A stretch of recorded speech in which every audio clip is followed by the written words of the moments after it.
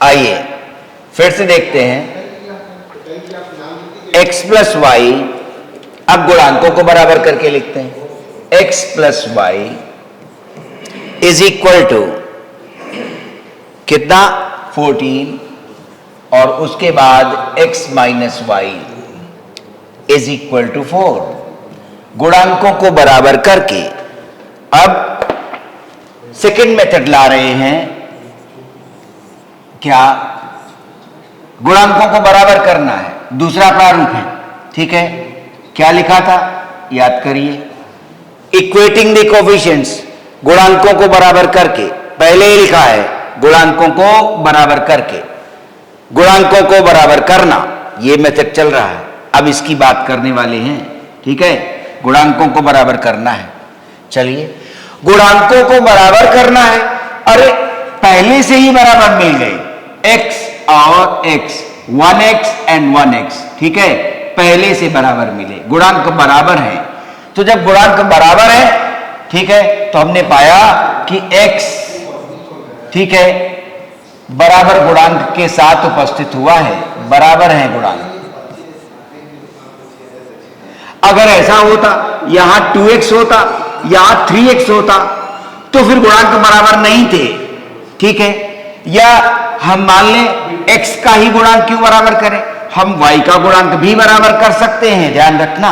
ठीक है, y का गुणांक भी बराबर रख सकते हैं। ठीक है, ओके, तो x का गुणांक बराबर है, ऑलरेडी x का गुणांक बराबर है, पक्का। चलिए, x का गुणांक बराबर है, तो फिर गुणांकों को बराबर करने के लिए मान लीजिए ऐसा होता, पहली इक्वेशन और दूसरी इक्वेशन। तो पहली इक्वेशन में ऐसा होता, उदाहरण ले रहे हैं एग्जाम्पल, कि 2x आया होता और दूसरी इक्वेशन में 7x आया होता। अब गुणांकों को बराबर करना था, तो हम कहते कि पहली इक्वेशन में 7 मल्टीप्लाई कर दिया और दूसरी इक्वेशन में 2 मल्टीप्लाई कर दिया, तो दोनों में 14x और 14x हो गया, दोनों के गुणांक बराबर हो गए। लेकिन अब की बार तो गुणांक ऑलरेडी बराबर हैं, पहले सवाल में ही हम देख रहे हैं। तो जब गुणांक बराबर है तो आसान काम कर सकते हैं। अगर एक ही तरह के चिन्ह हैं, if we have like science with 2 equations for 1 variable, ठीक है, तो आसानी से घटा सकते हैं, सबट्रैक्टिंग द इक्वेशन। सबट्रैक्ट करने पर ध्यान रहे साइन चेंज हो जाता है। सबट्रैक्ट कर रहे हैं a माइनस b, अब सबट्रैक्ट कर रहे हैं अगर, तो माइनस a और प्लस b हो जाता है ना ये। तो अब साइन चेंज कर रहे हैं, माइनस का प्लस हो गया, प्लस का माइनस हो गया, प्लस का माइनस हो गया, साइन चेंज हो गए, सबट्रैक्ट कर रहे थे। x माइनस एक्स विलुप्त हो गया, चला गया।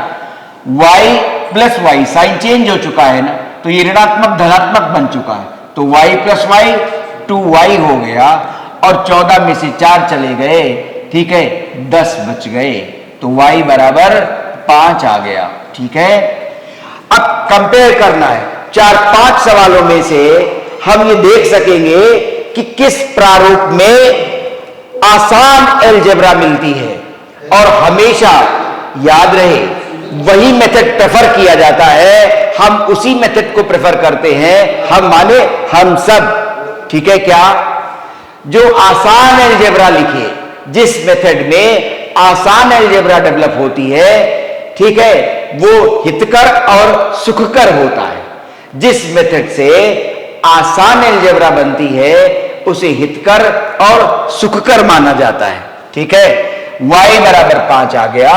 जब y बराबर 5 आ गया तो हम अपनी पसंद की इक्वेशन, अगर पहली वाली हल्की लगे या दूसरी वाली हल्की लगे, जो समीकरण हल्की सी दिखे उसमें रख लेते हैं। हल्की सी का मतलब गुणांक बड़े नहीं हो, सरल गुणांक हो, 1 2 3 4। ठीक है, तो सरल गुणांक है, यहां पर इसमें भी सरल गुणांक है, किसी में भी रख सकते हैं। अपनी आदत बनाइए कि आप पहले में रखते हैं कि दूसरे में रखते हैं, आदत बनाइए। आदत से वास्तव में दुर्घटना की संभावना कम रहती है, माने कुछ गलत हो जाए सवाल में, आदत में कम गलत होता है। ठीक है, जैसे सभी के लिए अपने घर के रास्ते, ठीक है, सरल है, लेकिन अगर उसी को दूसरे गांव भेजें तो हो सकता है अरे भाई तुम्हारे गांव का रास्ता बड़ा अच्छा नहीं है, ऐसा कह देते हैं, और अपना रास्ता भी वैसा ही है। अब जब वो मित्र हमारे गांव आया, यार तुम्हारे गांव का भी तो रास्ता अच्छा नहीं है, तो हमें भेद पता चला कि चूंकि अपने घर का रास्ता अपने गांव में के लिए हम रोज रोज चल रहे हैं, इसलिए वो आदत में है, सरल लगा। और मित्र के गांव पहुंचे तो कह दिया यार तुम्हारे गांव का रास्ता बड़ा कठिन है, ठीक है, इसीलिए कह रहे आदत बना लेने पर कठिन रास्ता भी सरल सा लगता है।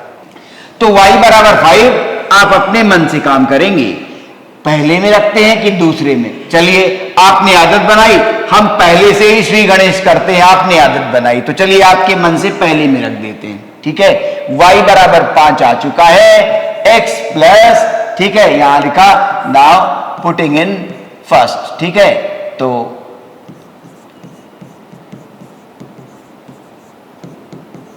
फर्स्ट में रख दिया।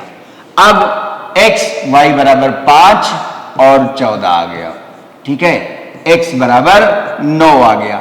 अब दोनों अलजेब्रा कंपेयर करिए, दोनों अलजेब्रा। हो सकता है आप कहें कि नहीं इसमें तो बराबर बराबर लिखना पड़ा है, इसलिए कोई कंपैरिजन की बात नहीं है, ठीक है। देखिए जरा, ये था, इसमें हमने किया है प्रतिस्थापन विधि से, ठीक है,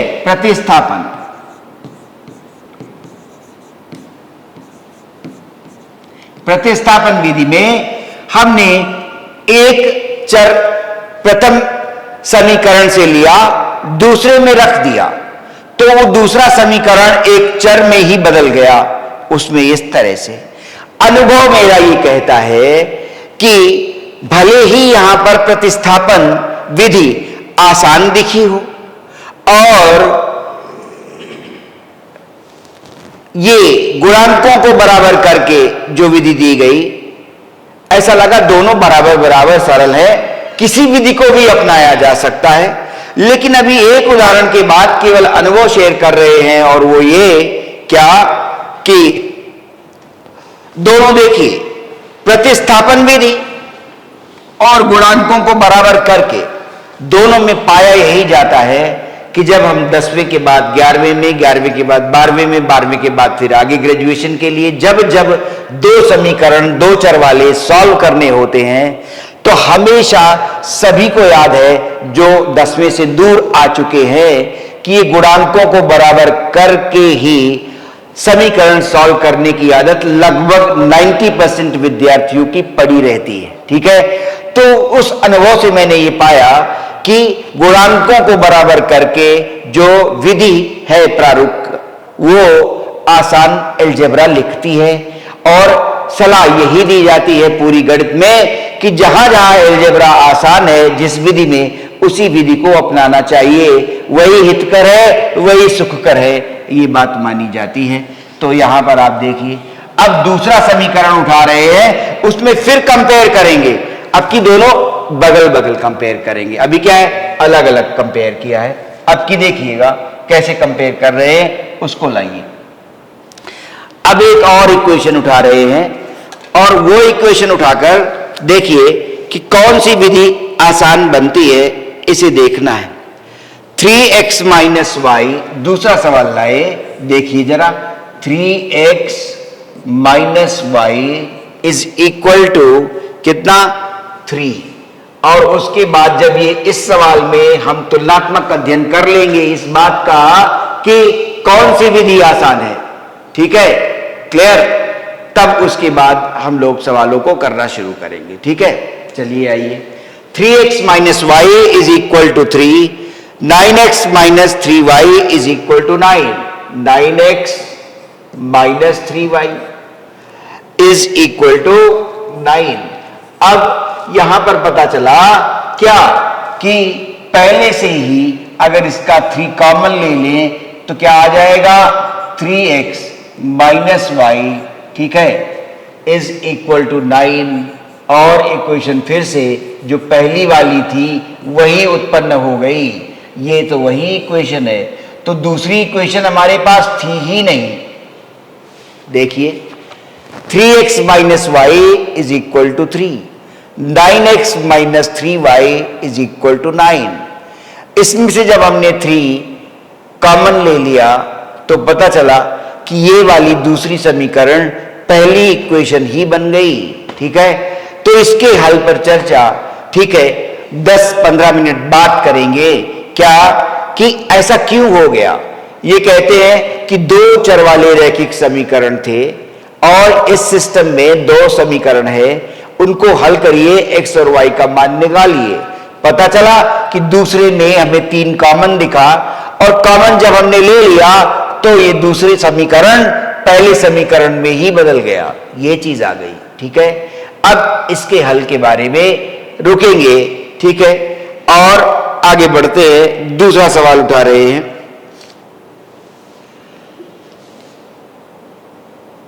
थ्री एक्स माइनस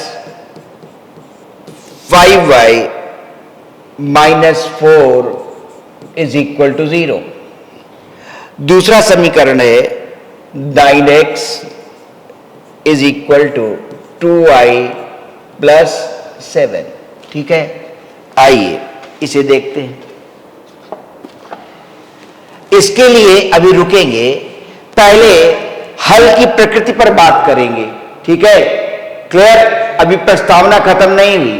जब हल की प्रकृति पर बात करेंगे तब ये सवाल फिर से उठाएंगे। दूसरा याद रखिएगा, ये तीसरा उठाना पड़ा और इसको रोकना पड़ा 10-15 मिनट के लिए। 3x minus 5y minus 4 is equal to 0। तो बताइए आप, अब एक सवाल दिखा चुके, तुलना करके दिखाया कि प्रतिस्थापन विधि या गुणांकों को बराबर करके, ठीक है, हल निकालना कौन सी आसान पड़ रही है।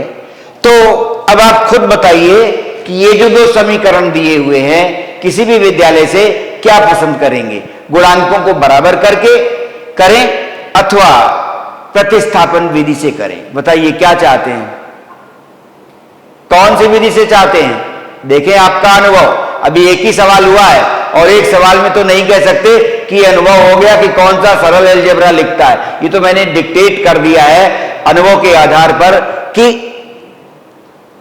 गुणांकों को बराबर करके आसान अलजेब्रा बनती है। ठीक है, और आसान अलजेब्रा का मेथड ही पसंद किया जाना चाहिए। तो बताइए आप किससे करना चाहते हैं, बताइए, कोई भी विद्यालय से गुणांकों को बराबर करके। गुणांकों को बराबर करके। अब कुछ विद्यार्थी ये मान सकते हैं कि इन्होंने कही हुई बात को ही मान लिया है, शायद इन्हें एक सवाल से भी अनुभव तो नहीं हुआ होगा, लेकिन क्या पता ये आधी किताब खुद ही पहले से लगा चुकी हूं, ऐसा भी हो सकता है। तो अगर किताब लगा चुके हैं तो इन्हें अनुभव हो चुका होगा क्या कि गुणांकों को बराबर करके आसान बीजगणित मिलती है। चलिए, तो पहले स्टैंडर्ड फॉर्म में ये इक्वेशन 9x माइनस 2y, ठीक है, स्टैंडर्ड फॉर्म में आप अपनी पसंद बताइए कि 4, ये वाला आप राइट हैंड साइड रखते हैं कांस्टेंट टर्म कि लेफ्ट हैंड साइड में ही डील करते हैं। किस साइड में डील करते हैं, आप अगर अपनी आदत बना चुके हो तो उसे बताइए।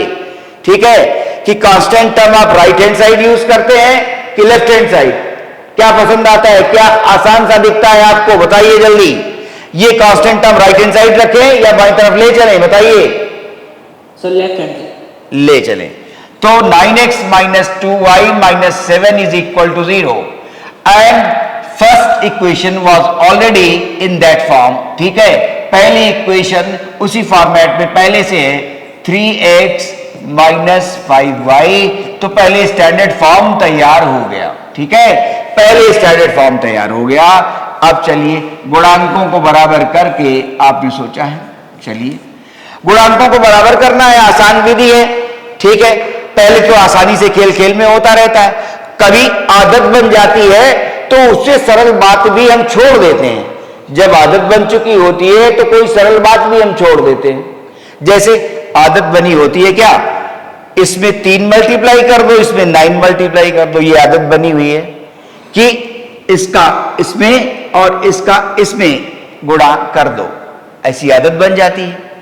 लेकिन कई बार उससे सरल स्थिति भी रहती है, तो यह भी ध्यान रखना चाहिए, आदत बनी भले हो लेकिन अगर सरल स्थिति दिख जाए तो उसे अपना लेना चाहिए। जैसे यहां पर आदत के अनुसार हम क्या करेंगे, 3 इसमें मल्टीप्लाई कर देंगे, ठीक है, और ट्रेडिशनली हम 9 इसमें मल्टीप्लाई कर देंगे, है ना।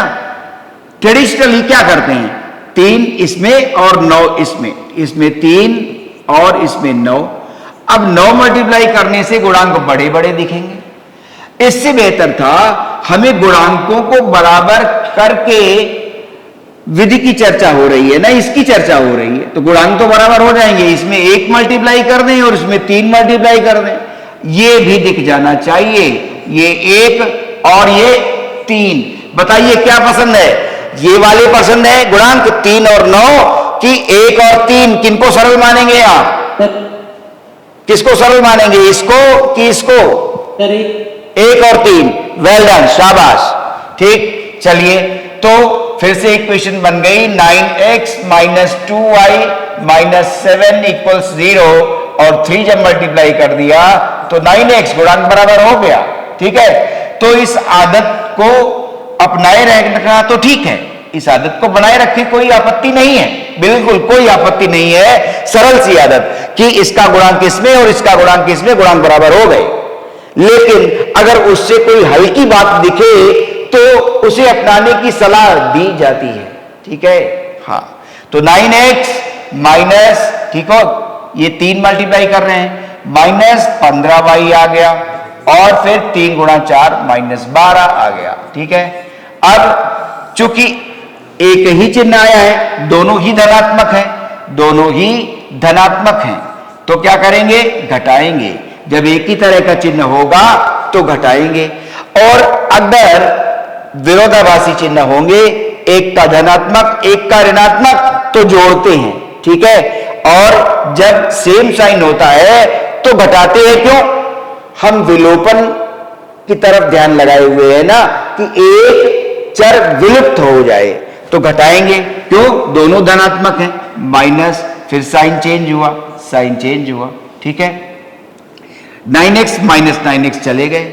अब प्लस 15 माइनस 2 कितना हो गया, 13y, और फिर से 12 प्लस का है, ठीक है, 12 प्लस का कंसिडर किया गया है, तो उसके बाद हम क्या लेंगे ये देखना है, ठीक है। इसमें हम लोगों ने कितना मल्टीप्लाई किया है, 3 मल्टीप्लाई किया है।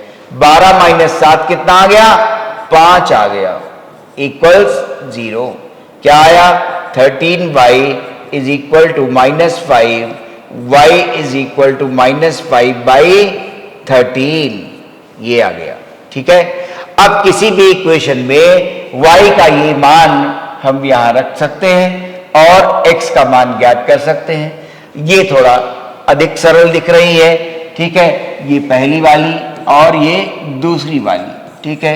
इसको दूसरी में रख रहे हैं, पुटिंग इन सेकेंड, ठीक है, putting y is equal to minus 5 by 13 in the second equation, ठीक है। चलिए आइए, 9x is 2 into y minus 5 by 13 और प्लस 7 कितना आया, चलिए 9x माइनस 10 by 13 प्लस 7 कितना हो गया, 13 गुणा 7 91, ठीक है, ये कर लेते हैं ना, ठीक है। तो 91 माइनस 10, ठीक है, ये माइनस 10 प्लस 13 गुणा 7 कितना हो गया, 91 बाई 13, 91 माइनस 10 आ गया 81 बाई 13। 9x कितना आ रहा है, 9x इज 81 बाई 13, और ये 9 फिर से कट जाएगा, तो x बराबर क्या आ जाएगा, 9 बाई 13।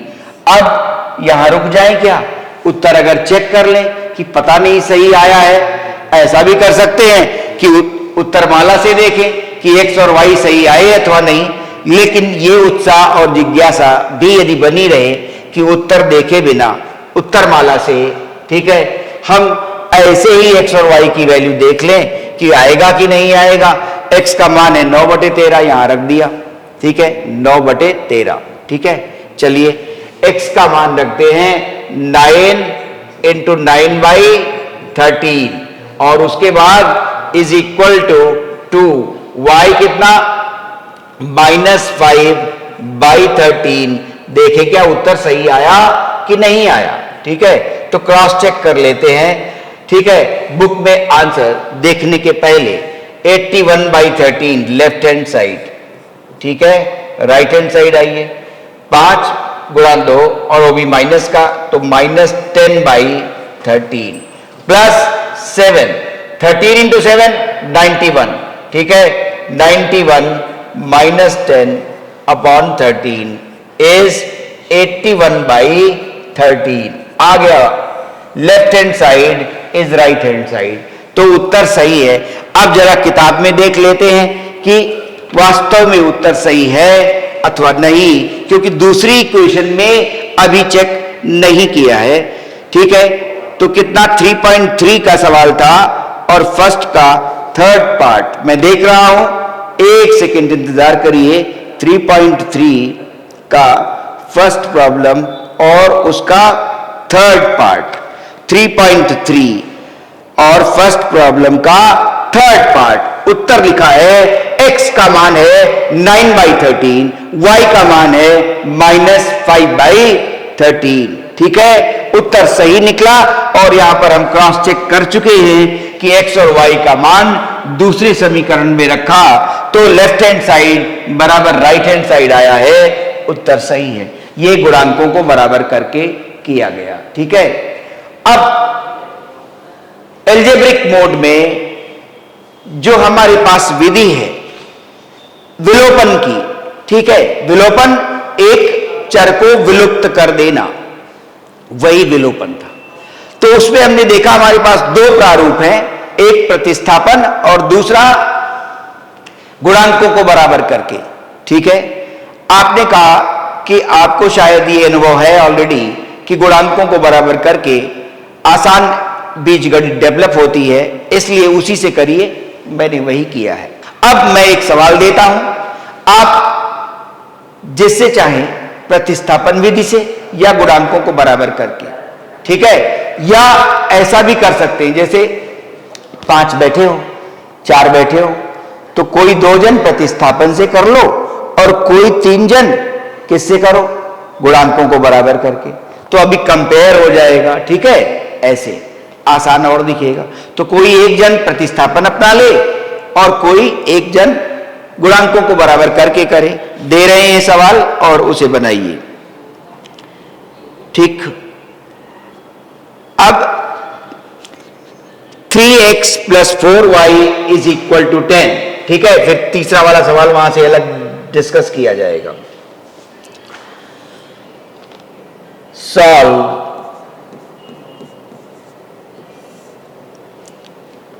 ठीक है, 3x + 4y = 10, 2x - 2y = 2। चलिए इनका हल निकालना है। ठीक है, सॉल्व तो फॉर एक्स वाई कहेंगे, फॉर एक्स वाई के लिए। चलिए कोशिश करिए।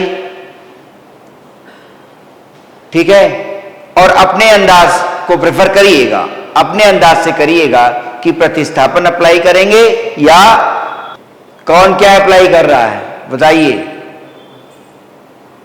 हो गया, ठीक है, करिए। हाँ बोलो।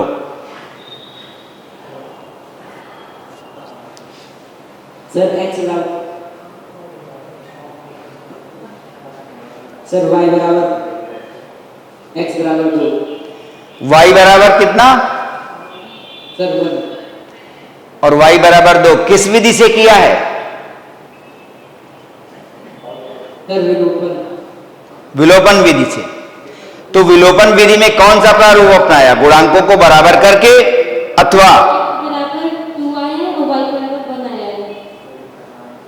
y बराबर 1, x बराबर 2। Yes sir. अच्छा, तो किस विधि से किया, गुणांकों को बराबर करके कि प्रतिस्थापन विधि से? सर विलोपन। विलोपन प्रतिस्थापन विधि से किया कि गुणांकों को बराबर करके, ये कह रहा हूं। गुणांकों को बराबर करके। किसी ने प्रतिस्थापन से किया, किसी ने प्रतिस्थापन किसने किसने प्रतिस्थापन से किया, हाथ उठाएं। सर सिद्धि और सिद्धि, अच्छा हाँ बोलो। पंडित दीनदयाल विद्यालय में किस विधि से किया, प्रतिस्थापन से अथवा गुणांकों को बराबर करके, बोलो। y का मान 1 और x का मान 2 है। हाँ, ये आपने किस विधि से निकाला, उसे विलोपन विधि ही कहते हैं, लेकिन उसके प्रारूप दो हैं। पहला प्रतिस्थापन और दूसरा गुणांकों को बराबर करके। आपने कैसे किया है, गुणांकों को बराबर करके अथवा प्रतिस्थापन से? गुणांकों को बराबर। Very good, very good. आपने दूसरे सवाल में ही आदत डाल दी, बहुत अच्छा। चलिए, अब गुणांकों को बराबर करके किया गया है और ये अच्छी बात है कि आप तुरंत समझ सके। चलिए, तो कैसे गुणांक आपने बराबर किए, देखिए, बाकी लोग भी देखें। ये 3 है और ये 2 है, तो पारंपरिक, ठीक है, क्या है, इसमें 3 और इसमें 2 मल्टीप्लाई कर देते हैं, 2 और 3, देखिए कितना आया, 6x plus 4 2 8y is equal to 20। और फिर हाँ बोलो। सर हम लोग ने सर ऊपर 1 का किया, नीचे 2 का किया है। ऊपर कितना, 1। Yes sir. तो माने आपने ये पसंद किया कि आप y को आसानी से इक्वेट कर लेंगे, तो जो ये किया जा रहा है इससे आपने जो सोचा वो बहुत बेहतर है, ठीक है। 2 गुणा 3, क्योंकि इस पर मैं चर्चा कर चुका कि पारंपरिक ढंग जो है वो इस तरह से जा रहा है, लेकिन अगर उससे कोई हल्की बात दिख जाए तो उसे अपना लेना चाहिए, और वो है भी, ठीक है। क्या कि अगर इसमें केवल 2 मल्टीप्लाई कर दें तो बात बन जाएगी और ये 4 आ जाएगा, तो ज्यादा बेहतर है अगर सही ढंग से देखें तो, ठीक है। तो अब इसकी जगह ये डिस्कार्ड करेंगे, पक्की बात, और क्या अपनाना चाहेंगे, जो सिद्धि ने कहा है वो ज्यादा बेहतर है। पारंपरिक अंदाज से ये ज्यादा बेहतर है क्या कि क्या अप्लाई किया जाए। अगर हम देखें यहां 1 मल्टीप्लाई कर दें और यहां 2 मल्टीप्लाई कर दें तो 4y बन जाएंगे, और एक पॉजिटिव है एक नेगेटिव है, सब्ट्रैक्ट भी नहीं करना पड़ेगा, ऐड करने से ही y विलुप्त हो जाएगा, ठीक है। तो जो हम करने जा रहे हैं वो ये है कि पहली इक्वेशन को 1 मल्टीप्लाई कर रहे हैं, दूसरी इक्वेशन को हम लोग 2 मल्टीप्लाई कर रहे हैं, ठीक है, 2 मल्टीप्लाई कर रहे हैं। तो पहली इक्वेशन को 3x प्लस 4y, ठीक है, इज इक्वल टू 10, और फिर से 2 4x minus 4y is equal to 4, ठीक है। अब आसान दिख गया, 4y तुरंत ऐड करने से, सब्ट्रैक्ट नहीं करना पड़ा। तो जो सिद्धि ने किया वो ज्यादा बेहतर है पारंपरिक अंदाज से कि 3 इसमें मल्टीप्लाई कर दो, 2 इसमें मल्टीप्लाई कर दो। तो सिद्धि ने क्या किया कि पहले ये देख लिया कि ये आसान दिख रहा है, ये y, अगर इसको 2 मल्टीप्लाई करें तो जोड़ते ही कट जाएगा, घटाना भी नहीं पड़ेगा। इसलिए जो सिद्धि ने सोचा वो प्रशंसनीय है, ठीक है। क्या, अब ये तुरंत कट गए जोड़ने से ही, तो यहां पर जोड़ का निशान लगा दिया, 4y माइनस 4y एलिमिनेटेड, ठीक है। 3x plus 4x is 7x is equal to 10 और 4 14, माने x बराबर 2। अब x बराबर 2 जिसमें चाहे इसमें या इसमें, उसी में रखना चाहिए जिसमें गुणांक हल्के हों, तो इसमें रख देते हैं 2 इंटू 2, ठीक है, इन सेकेंड, ठीक है।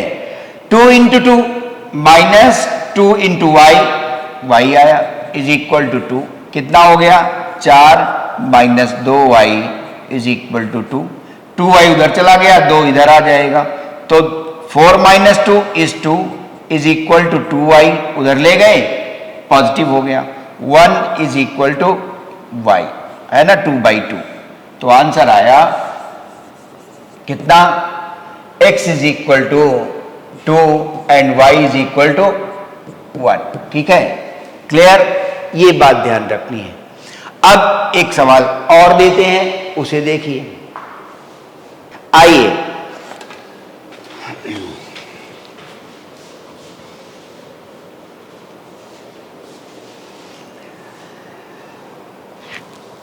इस बात को समझने की कोशिश करें, हल की प्रकृति पर बात कर रहे हैं, ठीक है, प्रकृति।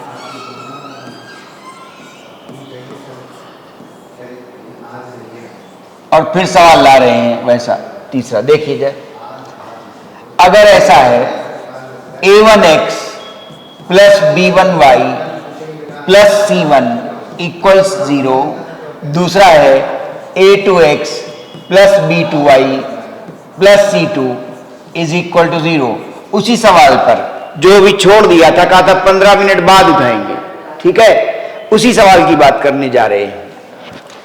तो पहला केस क्या है, ऐसा हो सकता है जब हमारे पास ऐसा युग्म दिया जाएगा पेयर ऑफ लीनियर इक्वेशंस, तब ऐसा हो सकता है कि a1 upon a2 is not equal to b1 upon b2, वहां से गुणांक हम लाएंगे और ऐसे देखेंगे। अगर ऐसा हो जाता है तो क्या होगा, यूनिक सॉल्यूशन मिलता है, यूनिक सॉल्यूशन मिलता है। अब दो चर वाले रैखिक समीकरण की बात कह रहे हैं, तो यूनिक सॉल्यूशन मिलता है, अभी तुम्हारी बात सुन रहे हैं, यूनिक सॉल्यूशन मिलता है मतलब जब हम दोनों रेखाएं बनाएंगे ये और ये, तो ऐसे ऐसे, अब ये एक पॉइंट आया तो क्या होता है, रेखाएं प्रतिच्छेद कर रही हैं, lines are intersecting, lines are intersecting. कब, जब यूनिक सॉल्यूशन मिलता है, अद्वितीय हल मिलेगा। तो अद्वितीय हल जब मिलता है तब हमेशा रेखाएं प्रतिच्छेद कर जाती हैं एक बिंदु पर, ठीक है, lines are intersecting, lines intersect कर रही हैं। दूसरा पार्ट है क्या, a1 upon a2 is equal to b1 upon b2, ठीक है, c1 upon c2, c1 upon c2। ऐसे में अगर ये घटित हो जाए, अक्रमिक रूप से अनेक हल, ठीक है, तो अनंत हल मिलेंगे ना, है ना, बोलो, अनंत हल मिलेंगे, अनंत हल।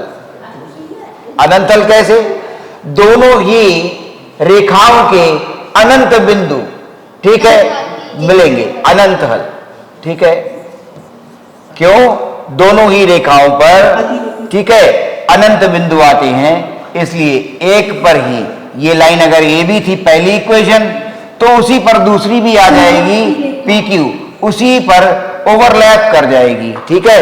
अनंत हल में यहां कहते हैं lines are overlapping, lines are overlapping या कोइंसिडेंट, ठीक है, कोइंसिडेंट होंगी लाइंस, ठीक है, ओवरलैप कर जाती हैं एक ही रेखा पर दूसरी रेखा, जो सवाल उठाया था उसी पर कह रहे हैं। अब तीसरा बिंदु आया, a1 upon a2 is equal to b1 upon b2 is not equal to c1 upon c2। Very good. इस समय क्या होगा, कोई हल नहीं मिलेगा। देखिए कैसे, एक लाइन आई, समांतर रेखा है, हाँ समांतर रेखा है, जैसा सिद्धि, समांतर रेखा है, हाँ ऐसी रेखाएं आ गई, अब कोई हल नहीं मिलेगा, किसी बिंदु पर वो प्रतिच्छेद नहीं करेंगी, या अनंत हल थे। तो अभी जो तीसरा सवाल उठाया था, जब कहा था 15 मिनट बाद उसकी चर्चा होगी, तो उसी की बात कर रहे हैं। ये यहां क्या आया, कोई हल प्राप्त नहीं होगा, ठीक है, कोई हल नहीं है, तो कोई हल नहीं, ठीक है, कोई हल नहीं है,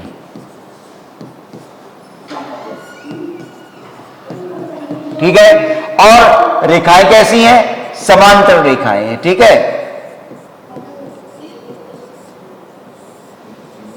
समांतर रेखाएं आएंगी, ये बात जान। समांतर रेखा। अब वो जो हमने सवाल उठाया था उसकी बात करते हैं कि उसमें क्या हुआ था, जिसको कहा था कि 15 मिनट बाद उस सवाल की चर्चा कर लेंगे, वो दिखा रहे हैं।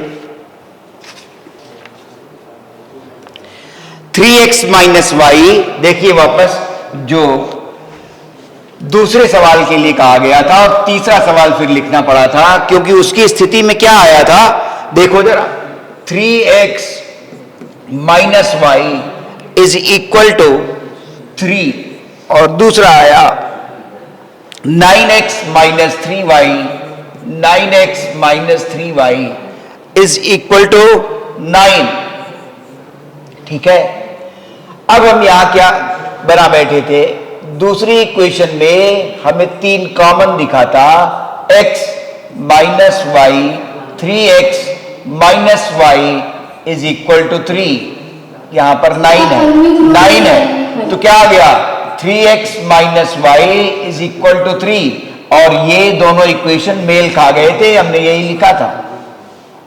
अब क्या हो, तो साफ पता चल गया क्या कि a1 अपॉन a2, ठीक है, कितना बन रहा है 3/3, और b1, हाँ अभी ला रहे हैं, b1 अपॉन b2 फिर से आया -1 अपॉन -1, और c1 अपॉन c2 जो आया, ठीक है, वो फिर से 3/3 या -3/3 जो भी लिखना चाहें, ठीक है, 3/3, और अगर इस तरफ लिखते हैं तो -3/-3 लिख लेंगे। सभी में क्या आया, 1 आया। तो हमने पाया कि a1 upon a2 is equal to b1 upon b2 is equal to c1 upon c2। इसलिए क्या हुआ, लाइंस आर कोइंसिडेंट, ठीक है, लाइंस आर कोइंसिडेंट, ठीक है, ओवरलैप कर रही हैं, कोइंसिडेंट, ठीक है, ओवरलैप कर जाएंगी एक रेखा पर दूसरी रेखा, ठीक है। जब ओवरलैप कर गई तो अनंत हल मिल गए। तो माने ये जो सिस्टम हमें दिया गया था इसके अनंत हल मिल रहे हैं। अनंत हल क्यों मिल रहे हैं, एक रेखा के अनंत बिंदु दूसरी रेखा पर लाई कर रहे हैं, इसलिए अनंत हल मिले हैं ना। और रेखा कैसी है, अनंत बिंदुओं का समूह है, अनंत हल मिल रहे हैं। लेकिन अब अनंत हल लिखे कैसे जाए, ये भी बात है, कैसे लिखोगे अनंत हल कि अनंत हल मिल रहे हैं, ठीक है। तो ये बात जानने की है कि अगर इन्हें हमें सॉल्व करना था तो कैसे करते, ठीक है। अगर इक्वेट करते कोएफिशिएंट, इसको 3 मल्टीप्लाई करते, 9 आ जाता, या 3 आ जाता। अब घटाते तो x और y दोनों ही गायब हो जाते, घटाते तो x और y दोनों ही गायब हो जाते, ये दिखता। तो अब देखा जाए, क्या पहले हर सवाल में ये देखें कि a1 upon a2, b1 upon b2, c1 upon c2 कितना आ रहा है, और जब वो प्राप्त हो जाए कि यूनिक सॉल्यूशन निकलेगा कि इनफाइनाइटली मैनी सॉल्यूशन निकलेंगे या नो सॉल्यूशन निकलेगा, क्या तब हल करें, ये भी बात जरूरी है। ऐसा लगता है कि पता हो जाना चाहिए। इसमें अगर मान लो सॉल्व करते रहते, ये नहीं देखते, तो पता नहीं चल पाता कि क्या करना है, हल कैसे निकालें। तो पता चला कि किसी सवाल में ये लिखा हुआ है कि पहले ये देखिए कि हल की प्रकृति क्या है और उसके बाद हल निकालिए। लेकिन ये सवाल जहां पर रखा हुआ है उसमें कहा है कि निम्न रैखिक समीकरण युग्म को प्रतिस्थापन विधि से हल कीजिए।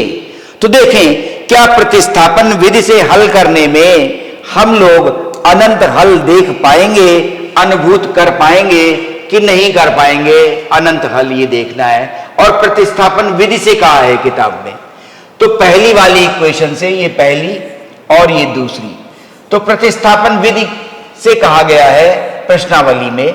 तो ये लेते हैं यहां से, क्या आया, आसानी से देख सकते हैं, 3x minus 3 is equal to y। देखो y उधर चला गया, y का मान ये आया। अब y का ये मान हम दूसरी इक्वेशन में रख रहे हैं, ठीक है, पुटिंग इन सेकेंड। तो देखें क्या प्रतिस्थापन विधि से ये अवस्था जो आई है कि इसके अनंत हल प्राप्त होंगे, ये कंपेयर करके a1 by a2, b1 by b2, c1 by c2। तो पुटिंग इन सेकेंड अब दूसरे में रख रहे हैं, क्या बनेगा, पुटिंग इन सेकेंड दूसरे में रख दिया, ठीक है। तो क्या हुआ, आइए, y का मान हमने रखा है 9x minus 3 into y, 3x minus 3 equals 9। देखिए क्या आ रहा है, 9x माइनस 9x, और यहां से क्या आया, -3 into 3 plus 9 is equal to 9 आ गया, ठीक है। 9x माइनस 9 आ रहा है, शून्य हो गया, 9 इज इक्वल टू 9। अब कहे से कहें कि x का क्या मान है, बोलो, ठीक है, ये आया। क्लियर? x या y हम पहली इक्वेशन से दूसरी इक्वेशन में y का मान रख रहे हैं, या हम x का मान रखते, ठीक है, तो हम क्या पा रहे हैं, चर ही विलुप्त हो गया है। जो चर था जिसका मान चाहिए वो विलुप्त हो गया, ठीक है। इसी तरह से अगर हम यहां से रखते वैल्यू y की उधर, तो भी यही हो जाता कि 9x minus 3y is equal to 9, ये आया, ठीक है। चर का विलुप्त हो जाना, ठीक है, कब? प्रतिस्थापन विधि में, जब एक समीकरण से हम दूसरे समीकरण में x या y का मान रखेंगे तो एक चर में इक्वेशन बचती थी सॉल्व करने में, वो एक चर भी विलुप्त हो गया। तो अब इसका अर्थ क्या निकला, 9 बराबर 9। x का मान हमें ज्ञात नहीं हो सकता, y का मान ज्ञात नहीं हो सकता, लेकिन ये बता रहा है क्या, जो हल की प्रकृति देखते हैं वो कह रहा है क्या, lines are coincident, a1 upon a2 b1 upon b2 is equal to c1 upon c2। उस समय अनंत हल मिलते हैं। तो इस प्रतिस्थापन विधि में हमें कैसे पता चला कि अनंत हल मिल जाएंगे? अनंत हल मिलने के लिए क्या बात सूचना दे रही है, ठीक है, ये चर का विलुप्त हो जाना, ठीक है, चर बचा ही नहीं। जब y का मान रखा तो x भी नहीं बचा, जब x भी नहीं बचा तो हम मान किसका लिखेंगे, ये स्थिति आएगी। तो क्या हुआ कि अब हम x का कुछ भी मान यहां रखते रहे, यहां से अर्थ आया कि x का कोई भी मान रखते रहे ना, x का कोई भी मान यहां रखें, वो बार बार 0 हो जाएगा। 9 बराबर 9, x का कोई भी मान लें हम, ठीक है, x का कोई भी मान, ठीक है, क्या लगातार समीकरण को संतुष्ट करेगा। x का कोई भी मान इस समीकरण को संतुष्ट करता रहेगा, माने क्या हुआ, अनंत हल मिल गए। क्यों मिले अनंत हल? x का कोई भी मान इस समीकरण को संतुष्ट करता रहेगा, क्योंकि आगे हल करने पर चर x ही विलुप्त हो गया। तो इससे हमें यहां पर इस अनुभूति की गणना हुई, क्या इस अनुभूति को हम प्राप्त कर रहे हैं, क्या x कुछ भी रखते जाएं बार बार 9 बराबर 9 आएगा। x का कोई एक निश्चित मान नहीं रहा, x का कोई एक निश्चित मान नहीं रहा। क्यों? x का मान कुछ भी रख दे बार बार 9x माइनस 9x तो शून्य हो जाएगा, 9 बराबर 9 आ जाएगा, तो x का कोई भी मान रखा जा सकता है, माने अनंत हल प्राप्त हो जाएंगे, अनंत हल मिल जाएंगे, ठीक है, अनंत हल प्राप्त होंगे, ठीक है, ये चीज आई। क्लियर? यहां पर कक्षा समाप्त हो रही है। तब तक यदि कुछ मन करे तो पुस्तक में कुछ देखिए जरूर, ठीक है, शुभ होता है, बहुत देर नहीं पढ़िए, देख लीजिए, ठीक है। दो चर वाले रैखिक समीकरण के पाठ में क्या क्या दिया गया है, क्या क्या पढ़ाया गया। अरे अभी पहली बार जो कक्षा हुई थी अभी तो ये छूट गया, अभी ये नहीं पढ़ाया, ये सब देख लीजिए, अभी ये भी इन्हें पढ़ाना है, अभी बहुत सारी प्रश्नावली है, ठीक है। ये सब जानकारी लेकर अगली कक्षा में मिलिए और इसको ध्यान से देख लीजिए कि क्यों ऐसा हुआ, अनंत हल मिल गए। x का कोई भी मान रखते जाइए, ठीक है, 9x माइनस 9x शून्य हो गया, बार बार 9 बराबर 9 9 बराबर 9 आता रहेगा और अनंत हल की अनुभूति हमें हो जाएगी कि अनंत हल प्राप्त हो रहे हैं, ठीक है। शुभकामनाएं, बहुत सहयोग किया आप सबने और आपका बहुत अच्छा दिन बीते, बहुत अच्छी पढ़ाई रहे, सुखकर रहे सारा दिन। शुभकामनाएं, Hare Krishna. Thank you sir.